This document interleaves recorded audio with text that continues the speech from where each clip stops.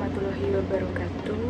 Di sini kami dari kelompok 3 yang beranggota Putri Lestari, Aisyah Septi Rahmasyari, Fadila Ainandia, Samia Saradini, dan Ervani Aulia Nur Azizah akan menjelaskan tentang penyakit ginjal dalam kehamilan. Yang pertama, pengertian. Pada ibu hamil dengan penyakit ginjal kronis atau PGK, struktur dan fungsi ginjal mengalami kerusakan sehingga ginjal tidak dapat beradaptasi dengan kehamilan seperti umumnya dan mengalami peningkatan resiko bagi ibu maupun janin, termasuk dalam penurunan yang cepat dari fungsi ginjal sehingga dapat menyebabkan kematian perinatal. Penyakit ginjal kronis dini secara klinis sering tidak dapat terdeteksi sampai gangguan ginjal lanjut terjadi. Gejalanya asimptomatis sampai laju filtraris glomerulus menurun sampai kurang dari 25% dari normal. Dan kurang lebih dari 50% dari fungsi ginjal bisa hilang sebelum serum kreatinum meningkat di atas 120 mikromol. Kehamilan sebenarnya jarang terjadi pada seseorang dengan penyakit ginjal kronis. Kelainan utama pada wanita dengan PGK adalah tidak terjadinya ovulasi sehingga wanita menjadi infertil. Gangguan menstruasi yang terjadi bahkan biasanya berakhir dengan amenor pada saat pasien jatuh ke kondisi gagal ginjal tahap akhir. Selain kehamilan yang jarang terjadi, tingkat abortus spontan meningkat tajam pada wanita dengan PGK. Kelainan-kelainan tersebut umumnya berkaitan dengan kondisi uremia serta berbagai faktor komorbid lain yang serta menyertai pasien-pasien PGK. Perempuan di bawah 50 tahun mengalami kehamilan selama mereka menjalani dialisis jangka panjang dan berdasarkan studi lainnya mendapatkan bahwa sekitar 50% perempuan usia produktif yang berhasil menjalani transplantasi ginjal dapat mengalami kehamilan. Namun, perjalanan kehamilan pada penyakit ginjal kronik masih sangat erat. Kaitannya dengan kematian janin, kelahiran prematur, keterlambatan pertumbuhan, janin intrauterin, dan hipertensi yang sulit terkontrol. Sehingga, kehamilan yang terjadi pada PGK akan mengakibatkan semakin memburuknya fungsi ginjal dan meningkatkan morbiditas dan mortalitas janin. Patofisiologis penyakit ginjal dalam kehamilan. Secara fisiologis, ginjal mengalami perubahan hemodinamik, tubulus ginjal, dan perubahan endokrin selama kehamilan. Adaptasi ginjal untuk kehamilan diantisipasi sebelum konsepsi, yaitu menjelang akhir setiap siklus menstruasi. Laju filtrasi glomerulus akan meningkat 10-20%. Kenaikan ini dimediasi melalui peningkatan aliran darah ginjal pada trimester kedua yang mencapai maksimum 70-80% di atas nilai yang tidak hamil, sebelum turun pada saat aterem menjadi sekitar 45% di atas nilai yang tidak hamil.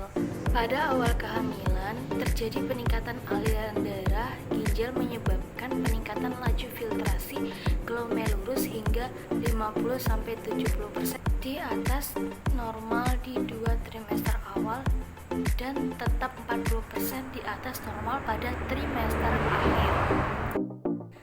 Peningkatan aliran darah ginjal ini disebabkan adanya peningkatan curah jantung dan penurunan resistensi vaskular ginjal akibat vasodilatasi vasokulasi ginjal. Selanjutnya adalah pemeriksaan penunjang. Pemeriksaan penunjang pertama ada tes urin. Tes urin dibagi menjadi 3 bagian, yaitu urinalisis. Urinalisis atau analisis urin merupakan pemeriksaan yang bisa dibilang memberi informasi besar terkait fungsi ginjal. Langkah pertama dalam melakukan tes ini adalah tes dipstick.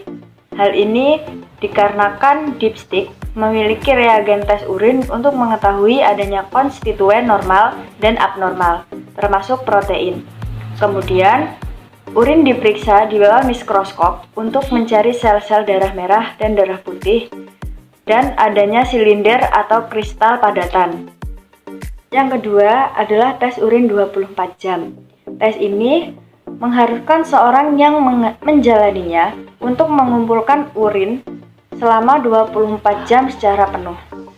Dalam tes ini juga, urin dianalisis untuk mengetahui kadar protein dan limbah produk seperti nitrogen urea dan kreatinin. Kehadiran protein dalam urin mengidentifikasi kerusakan ginjal. jumlah kreatinin dan urea diekskresikan dalam urin dapat digunakan untuk menghitung tingkat fungsi ginjal dan laju filtrasi glomerulus atau LFG. Yang ketiga ada laju filtrasi glomerulus atau LFG. LFG adalah sarana standar untuk mengekskresikan fungsi ginjal secara keseluruhan. Selama penyakit ginjal berlangsung, LFG akan turun. LFG normal adalah sekitar 100 sampai 140 ml per menit pada pria dan 85 sampai 115 ml per menit pada wanita. Itu berkurang pada kebanyakan orang dengan usia tertentu. Lalu, tes kedua adalah tes darah. Tes darah ini dibagi menjadi beberapa bagian. Yang pertama ada kreatinin dan urea atau BUN dalam darah. Ini adalah tes darah yang paling umum digunakan untuk memantau penyakit ginjal. Kreatinin sendiri adalah produk dari kerusakan otot normal. Urea adalah produk limbah dari pemecahan protein. Kadar zat ini meningkat dalam darah seiring memburuknya fungsi ginjal. Dan yang kedua adalah kadar elektrolit dan keseimbangan asam basa. Disfungsi ginjal menyebabkan ketidakseimbangan elektrolit, khususnya kalium, fosfor, dan kalium. Kalium tinggi atau hiperkalemia memerlukan perhatian khusus dan keseimbangan asam basa darah biasanya terganggu juga. Penurunan reproduksi bentuk aktif dari vitamin D dapat menyebabkan rendahnya kadar kalium dalam darah. Ketidakmampuan gagal ginjal mengekskresikan fosfor menyebabkan kadar fosfor dalam darah meningkat.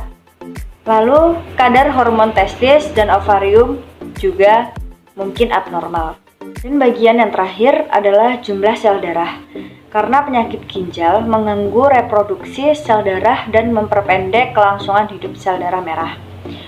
Perhitungan sel darah merah dan hemoglobin mungkin rendah atau anemia. Beberapa orang dapat mengalami kekurangan zat besi karena kehilangan darah dalam sistem pencernaannya. Lalu kekurangan nutrisi lainnya juga dapat mengganggu reproduksi sel darah merah. Selanjutnya adalah dampak dari penyakit ginjal pada kehamilan. Secara ringkas, terdapat beberapa resiko utama akibat dari penyakit ginjal dalam kehamilan, yaitu kesintasan janin lebih rendah dengan hipertensi yang tidak terkontrol.